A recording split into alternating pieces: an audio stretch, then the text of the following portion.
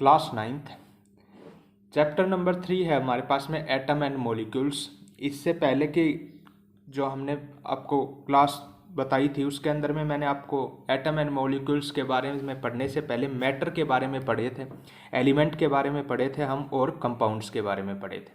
अब देखो मैटर, सबसे पहले मैटर क्या चीज़ होती है? एनीथिंग विच ऑक्यूपाइज स्पेस, ठीक है, विच ऑन हैविंग मास, मतलब कोई भी ऐसी चीज़ जिसके अंदर में क्या हो, एक तो मास हो और एक क्या करे, वो जगह घेरे, वो क्या कहलाएगी? मैटर कहलाएगी। ठीक है, तो सबसे पहले एक इंसान थे जिनका नाम था महर्षि कनाद। ठीक है, इन्होंने क्या कहा कि इसी मैटर को, ठीक है, ये मान लो मेरे पास में क्या है, मैटर है, इसी मैटर को मैं अगर फर्दर तोड़ता जाऊं, ठीक है, मतलब मान लो पहले इसको कितने हिस्सों में, 2 हिस्सों में तोड़ दिया, फिर इसको 4 में, फिर इसको 8 में, ऐसे तोड़ता जाऊं, ठीक है, तो इसके इतने सारे टुकड़े कर दूं कि लास्ट के अंदर में मेरे पास में सबसे सिंपलेस्ट, सबसे छोटा टुकड़ा बच जाए।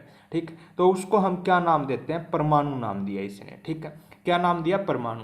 तो ये थे पहले इंसान जिसने एटम के बारे में बताया। ठीक है, लेकिन ड्यू टू वहाँ पे कुछ रीजन ये कि साइंटिफिक प्रूफ नहीं था, या फिर ये कह सकते हैं कि उस टाइम पीरियड तक इंडियन साइंटिस्ट की इतनी वैल्यू नहीं थी, इसलिए एटम की जो डिस्कवरी है वो इनको नहीं माना जाता। लेकिन फर्स्ट ऑफ ऑल सबसे लगभग 500 बीसी के अंदर में, बिफोर क्रिस्ट के अंदर में इन्होंने बता दिया था महर्षि कनाद के अंदर में, और उनको नाम क्या दिया था? इन्होंने नाम दिया था परमाणु। ठीक है, तो क्या कहा था इन्होंने? First of all an Indian philosopher, ये इंडियन फिलोसफर थे, Maharshi Kanad, said if we go on dividing matter, मतलब मैटर को अगर मैं डिवाइड करता चला जाऊं, ठीक है, we will get smaller and smaller particles of matter, हमें मैटर के छोटे से छोटे टुकड़े मिलेंगे, और अल्टीमेटली एक ऐसी जगह आएगी जहां पे we will get the smallest particle of matter, हम स्मॉलेस्ट पार्टिकल मिल जाएगा मैटर का। ठीक है, which can not be divided any further, ठीक है, जो आगे नहीं टूट सकता, उसको हम क्या नाम देते हैं? परमाणु नाम देते हैं। ठीक है,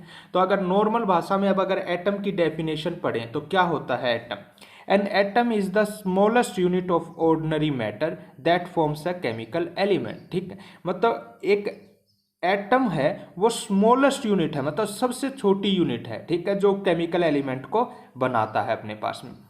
इलेक्ट्रिक चार्ज की बात करें किसके ऊपर? एटम के ऊपर, तो वो क्या होगा? जीरो, या फिर क्या कहें, न्यूट्रल, मतलब ना ही मेरे पास में नेगेटिव चार्ज है ना ही क्या है, पॉजिटिव चार्ज है। नेक्स्ट, मास की बात करें कि कितना इसके अंदर में वजन होता है, मास कितना होता है, रेंज कितनी होती है, तो इसकी रेंज होती है 1.67 into 10⁻27 kg to 4.52 into 10⁻⁻25 kg तक। ठीक है, दोनों के इसके अंदर में माइनस, मतलब बहुत ज़्यादा छोटा होता है।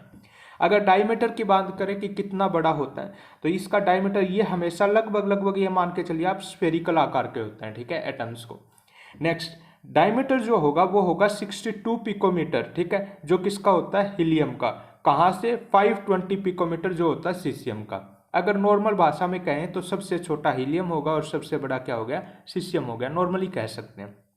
ठीक है, next, all matter is made up of small particles called atom, जितने भी मैटर हैं, ठीक है, जैसे ये पेन है, ये भी क्या है? मैटर है, तो ये भी किससे बना है? छोटे छोटे इससे एटम से बन के। जैसे ये रबड़ है, ये भी किससे बना है? इसके एटम से। जैसे ये निप है, ठीक है, ये भी किससे बना? छोटे छोटे एटम से। पता नहीं इसमें कितने एटम्स होंगे, ठीक है, वो सारे के सारे एटम से बनते हैं। ठीक है, different kind of atom and molecules have different properties, और हर एक एटम के क्या होते हैं? डिफरेंट प्रॉपर्टीज होती हैं, इसीलिए सभी मैटर की प्रॉपर्टीज भी क्या होती हैं? डिफरेंट। जैसे ये रबड़ है तो इसकी प्रॉपर्टी क्या होगी? डिफरेंट होगी। ये मेरे पास में थोड़ा सा प्लास्टिक टाइप है, इसकी प्रॉपर्टी क्या होगी? डिफरेंट। ये आगे मेरे पास में आयरन टाइप है तो इसकी प्रॉपर्टी क्या होगी? डिफरेंट होगी।